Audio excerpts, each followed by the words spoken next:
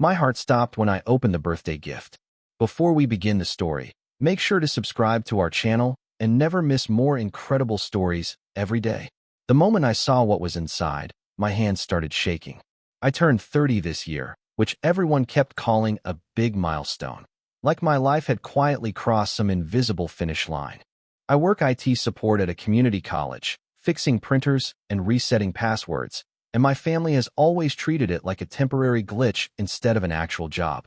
But Kara booked a table at my favorite Italian place. My sister Lena promised she'd show up on time for once, and even Aunt May said she'd put on real shoes to celebrate. We were crammed into my apartment beforehand, half-eaten cake on the counter, when I noticed it.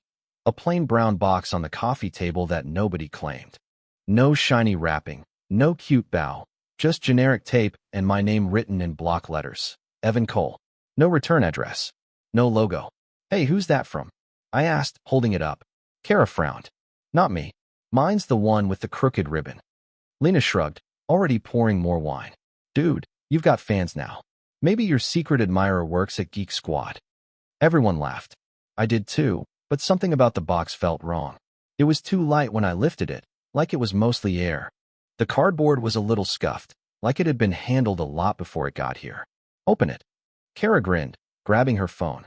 "I'm recording this in case it's a puppy." I slit the tape with my thumb and folded the flaps back. Inside was no puppy, no gadget, no funny mug, just a smaller white envelope, a single old-fashioned key, and a folded piece of lined paper with my full name and birthday written in careful blue ink. I had no idea that one small envelope would erase my name. I should back up a second. Birthdays used to be a big deal in our house. When I was a kid, Mom would hang those cheap paper banners and bake lopsided cakes. Dad would show up late, smelling like cologne and victory, tossing me some expensive plastic thing I didn't need. The presents were big, but the attention was small. When I was 9, he missed the candle blowing entirely because of a client emergency, and Mom cried in the kitchen while Aunt May let me eat frosting straight from the bowl. That was the last year we did big parties. After that, it was pizza, a cake, and a distracted happy birthday, champ, if he remembered. These days, Dad doesn't live with us. He has a new condo, a new girlfriend, a new everything. He'd texted that morning, "Happy 30, kiddo. Make good choices." Like I was some intern he barely knew. Kara tried to make up for it. She'd been planning this dinner for weeks, carefully avoiding my landmine topics, my job anxiety, Dad's indifference, Lena's vanishing acts. Lena and I aren't close the way siblings are on TV, but she's still the only person who knows what it felt like to grow up in that house. She and Dad talk more than I do. She's always been better at orbiting him without getting burned. So when everyone insisted they hadn't brought the box, my stomach did a weird drop. My friends go for joke gifts, not mysterious keys and anonymous paper. "Maybe it's from your dad," Kara said, but she didn't sound convinced. "He loves dramatic gestures." "Yeah," I said. "Just usually ones people can see and applaud." I laughed, but my throat felt tight. There was no way Dad had sent something that plain. He'd rather send nothing than send something small. For the first time ever, I wondered who else remembered my birthdays. I picked up the folded paper first. It was ruled notebook paper, the kind you buy in cheap packs for school, creased neatly into thirds. My full name and birth date were written in looping, old-fashioned handwriting, the kind you almost never see outside of wedding invitations. Inside, there were just 4 lines. "Evan, you deserve the truth. Start with this. Unit 132, Northside Storage. Ask yourself why your birthday is on every document." No signature. "Creepy," Lena muttered, reading over my shoulder. "Is this like an escape room thing? Are we supposed to follow clues?" Kara shifted closer, frowning. "Did one of your coworkers set this up? Like a scavenger hunt?" I shook my head slowly. I don't exactly inspire elaborate pranks at work. My coworkers mostly just send memes and complain about ticket queues. I lifted the key from the box. It was small, brass, scratched around the teeth like it had been used a lot. A white plastic tag dangled from it with 132 written in the same looping handwriting. Under the key, flush against the cardboard, was the white envelope. No stamp, no address, just my name again, this time in block letters. Inside, my fingers brushed stiff paper and something like a card. I slid it out and saw the logo printed at the top, GeneQuest DNA. a lab I recognized from ads that promised to tell you your ancestry and health risks in 3 easy steps. Below the logo, my name, another date, not my birthday, and 2 words bolded so hard they might as well have been screaming. Not a match. My mouth went dry. Kara's voice sounded far away. Evan, what is it? I told myself it was a prank as my stomach quietly dropped. My brain did that thing where it just blue screens. The room stayed exactly the same. Cake, balloons, soft playlist humming from the speaker, but it all felt like a set built around me. I shoved the paper and envelope back into the box, closed the flaps, and forced my face into something that resembled a smile. It's stupid, I said. Some DNA thing. Like one of those ancestry kits. Kara studied me, eyes narrowing. Are you okay? Yeah, I lied. Just weird. I could feel Aunt May watching me from the kitchen doorway. She hadn't said much all night, just sipped her tea and made snarky comments whenever Lena dramatized something. Now her gaze felt heavy, like she knew more than she wanted to. Cake time, Lena shouted, mercifully redirecting everyone. She flicked off the lights and plunged the room into darkness, then relit it in flickering orange as 30 candles set the frosting glowing. Make a wish, Kara said, her face soft in the candlelight. I stared at the flames and thought about the words on that lab paper. Not a match. Not a match to who? The obvious answer slammed into me. My dad. I tried to push it away. DNA tests get things wrong. People send prank results. Maybe it wasn't even my sample. But why my birthday on every document? According to that note. Why the storage unit?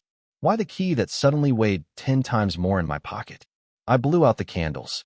Smoke curled up like a question mark. Someone turned the lights back on and music got louder and people started talking again, and I stood there holding a paper plate while the edge of my reality quietly crumbled. I smiled for the camera while my pulse hammered like a warning. After everyone left, the apartment felt way too loud in its silence. Kara offered to stay over, but I told her I had a headache and needed to sleep. It wasn't a total lie. My head did pound, but more from panic than alcohol. You sure? She asked, brushing my arm. You've been off since that weird box. I'm fine, I insisted. Probably just thinking about turning ancient. She rolled her eyes. 30 is not ancient, drama queen. She kissed my cheek anyway. Text me if you wake up in a midlife crisis. When the door closed behind her, I locked it, then locked it again. The box sat on the coffee table like a small bomb. I picked it up and carried it to my desk, deliberately not looking at it for a full minute, like ignoring it might make it less real. Finally, I sat down and opened it again. I laid everything out carefully. The key, the note with the storage unit address, the envelope with the GeneQuest logo, the printed report. On the second page, dense with charts and numbers, one section had been highlighted in yellow. Paternity confirmation, 0%. Underneath, it listed the alleged father, a name I knew by heart. Daniel Cole, my dad. My birthday appeared in multiple places, on the test request form, on a separate photocopied birth certificate attached behind it. But the hospital name printed on the certificate? I'd never heard of it. I dug my own birth certificate out of the folder where I keep tax stuff. Different hospital, different county. My hands trembled as I held them side by side, the 2 documents arguing with each other. If this was fake, someone knew terrifyingly specific details about my life. I hardly slept. Every time I closed my eyes, I saw the bold text again, not a match. At 4 in the morning, I gave up and turned on my laptop. The glow made my living room feel smaller, like the walls were leaning in to eavesdrop.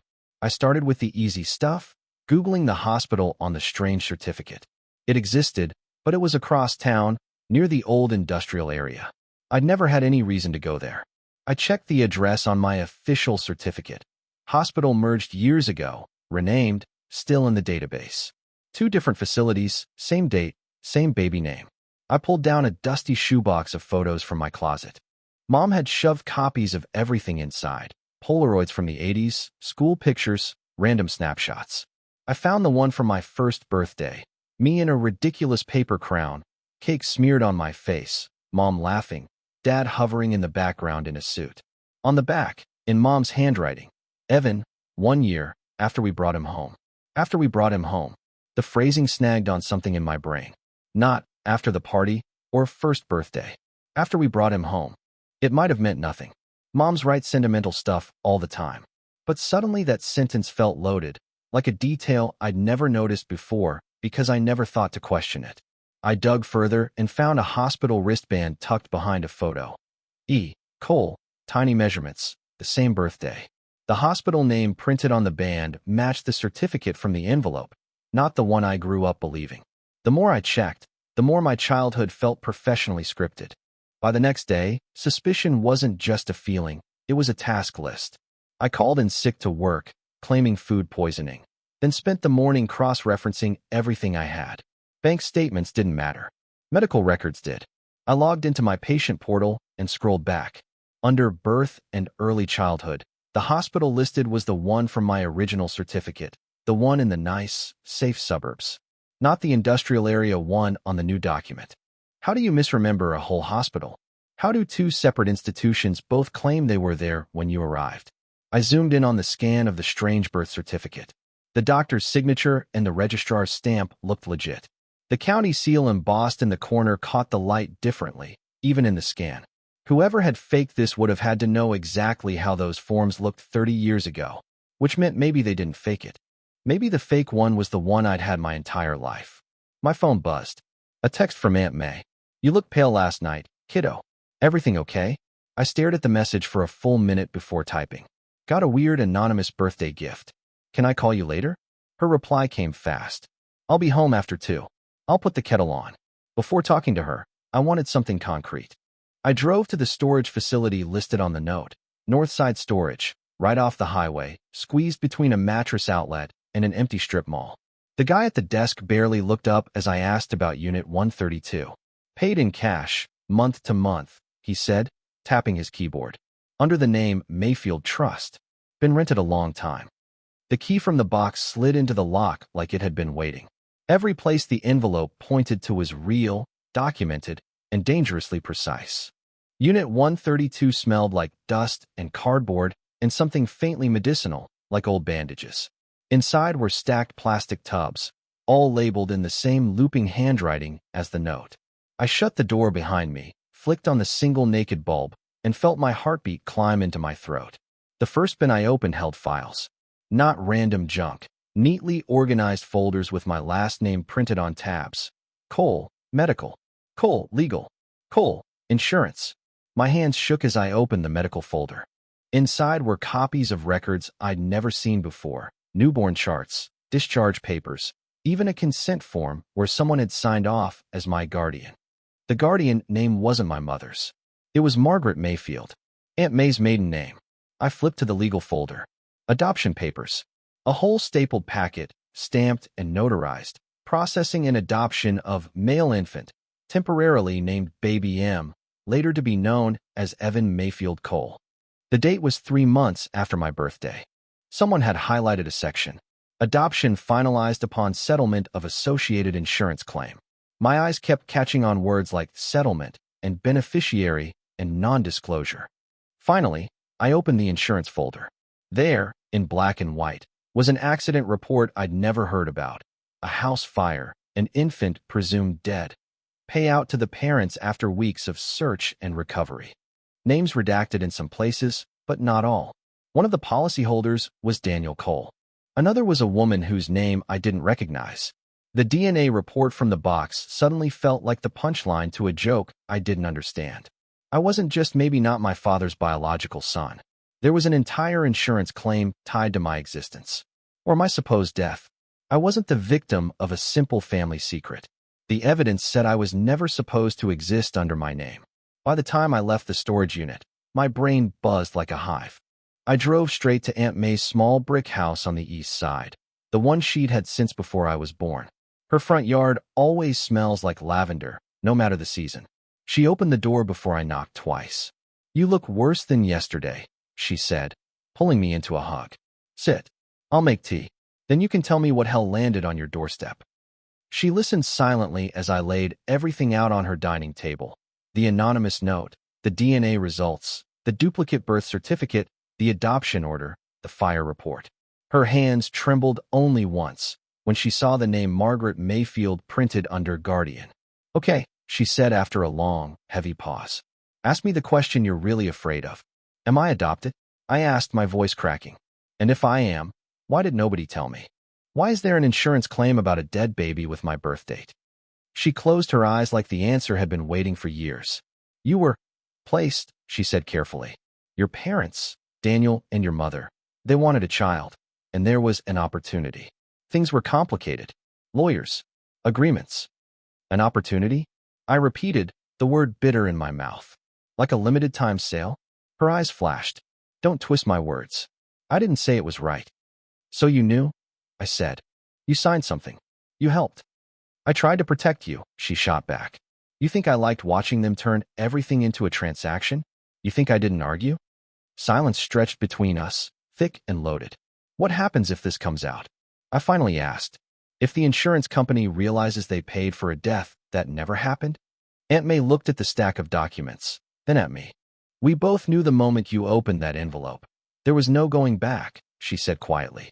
We both knew that confronting them meant detonating the only family left. The next week felt like walking around with a live grenade in my pocket. I went to work, reset passwords, smiled at coworkers, and in between tickets, I'd reread the adoption papers on my phone like they might magically change. Kara noticed immediately. You're somewhere else lately, she said one night, sprawled on my couch. Did I do something? Or is turning 30 just hitting that hard?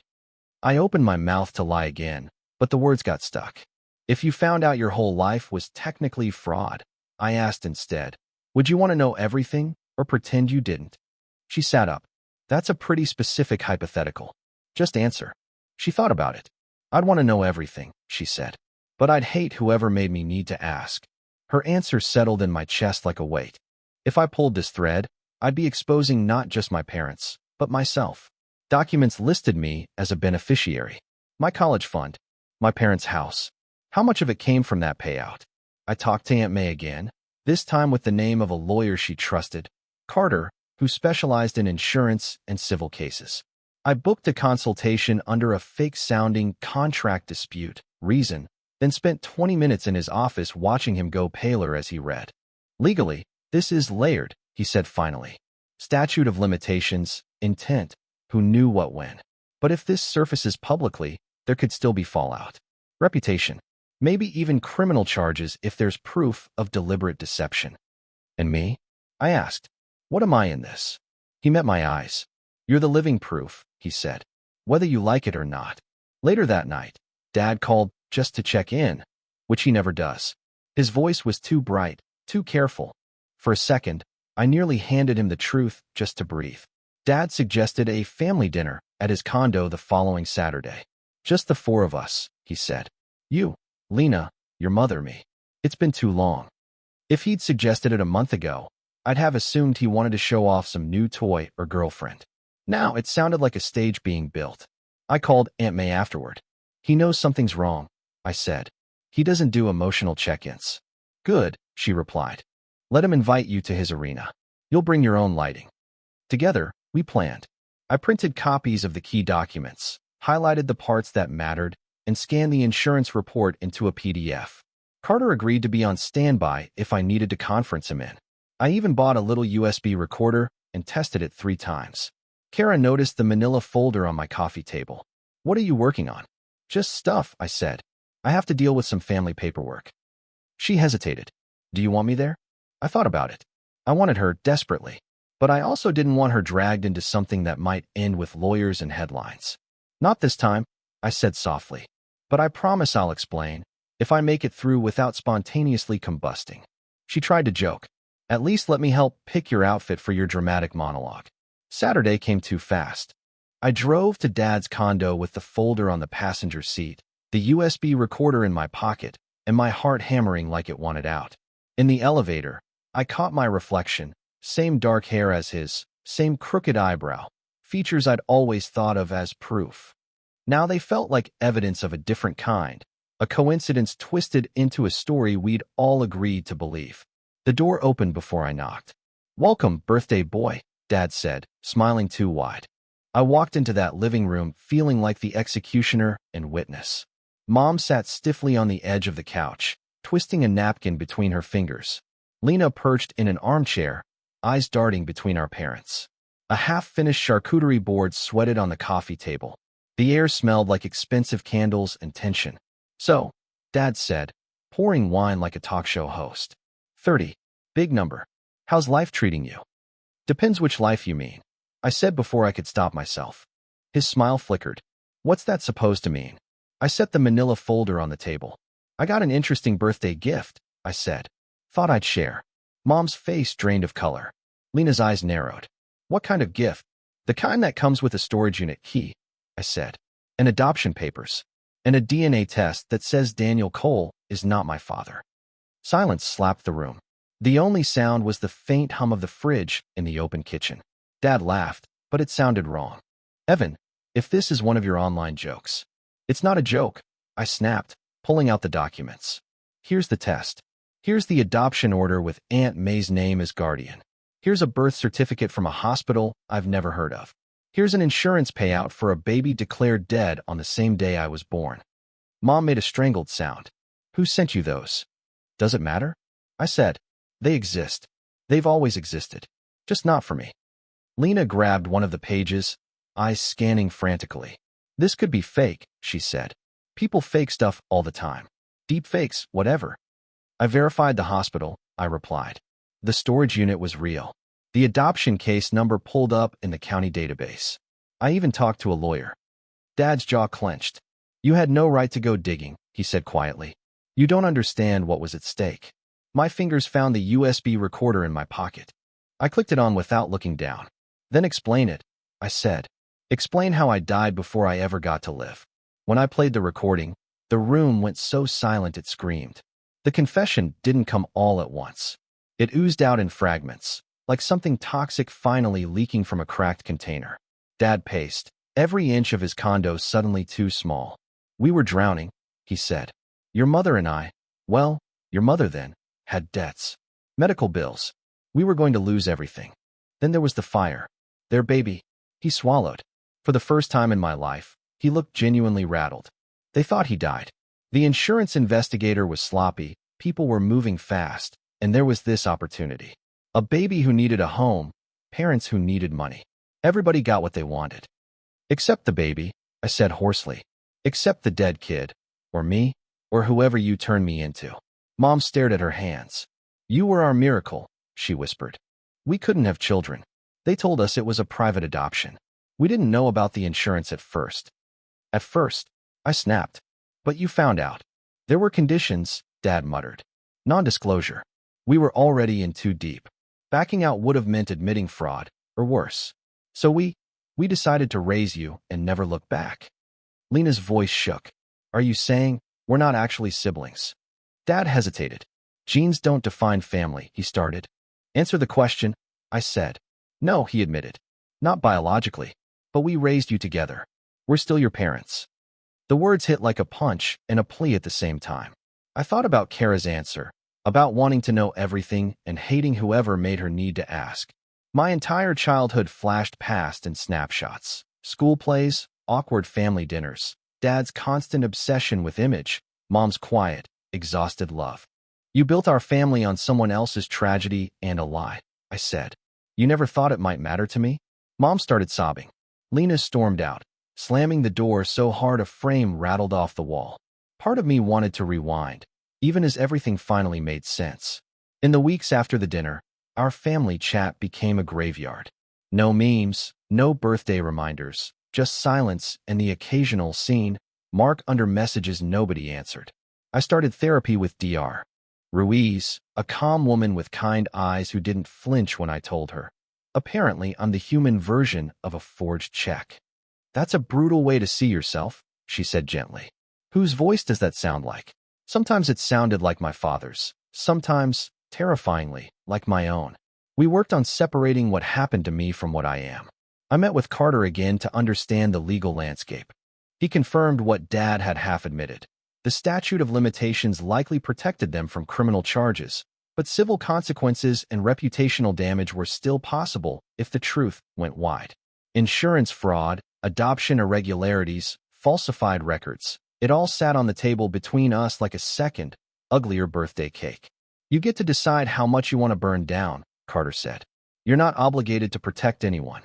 But you're also not obligated to become the avenging angel." In the end, I set conditions. I told my parents I'd keep the information private if they came clean, at least to the people immediately affected. That meant tracking down the other family from the fire report, letting them know their dead son might have been illegally rerouted instead of lost. It also meant I wanted everything about my own identity corrected, proper records, access to my medical history, written acknowledgments of what they'd done. No more lies embedded in paperwork. I went low contact with Dad, limited contact with Mom, and stayed in close, messy conversation with Lena, who oscillated between rage and desperate clinging. But some nights, I still hear wrapping paper tearing like skin splitting. My next birthday was quieter. No big restaurant, no crowd. Just me, Kara, Aunt May, and Lena in my new apartment across town. One I chose and leased under my corrected legal name, with documents that finally tell most of the truth. On the bookshelf sits a small wooden box that looks a lot like the one that started all this. Inside it, instead of anonymous keys and forged certificates, I keep new things, a copy of my updated records, a photo of me and Lena as exhausted adults clinging to each other after one particularly brutal talk, a post-it from Kara that just says, "You are not paperwork." We eventually found the family from the fire report. That's another story, one that still feels too raw to narrate without shaking. But they deserve to know what might have been taken from them. Meeting them made my life feel both smaller and infinitely wider, like my existence stretched across more lives than I'd ever imagined. I'm still in therapy. I still wake up some nights with my heart pounding, convinced something else in my life is forged.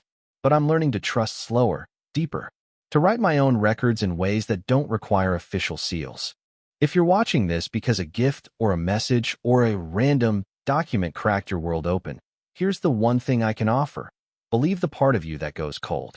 That chill is not overreacting. It's your system realizing something doesn't add up. Ask questions, even the ugly ones. Get the paperwork. Call the offices. Bring witnesses. A birthday gift shattered my illusion of who I was, but it also freed me from living in someone else's crime scene. Now my celebrations are smaller, but they are mine, honest down to the signatures.